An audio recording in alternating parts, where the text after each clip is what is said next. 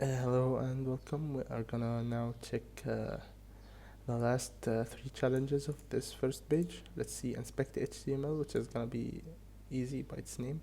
I'm judging. Okay, let's wait for it. Let's go to the website and see what we can discover. Okay, let's inspect it, or maybe Control U to view page source. And we have the flag right here. Let's submit it. Great. Let's see includes now. Can you get the flag? I can't get the flag. I think this is gonna be like maybe LFI. We can, let's see. Say hello. This code is in a separate file. Okay, let's see the page source. We can see this and this. Okay, we have like have the flag right here, and we have, what? No.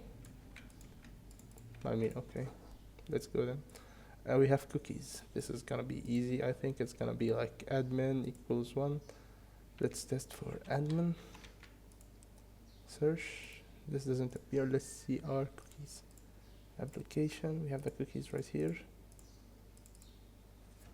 Maybe try to make it 1. Let's refresh it. That's a cookie, not very. Okay, let's make it 0 maybe.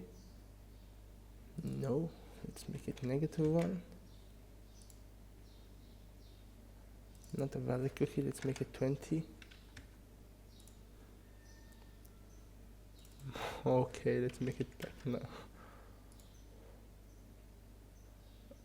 Okay, so when it's not a valid cookie, it's -1. When it's 0, this didn't say anything. Okay, let's now try to brute force it maybe using perp.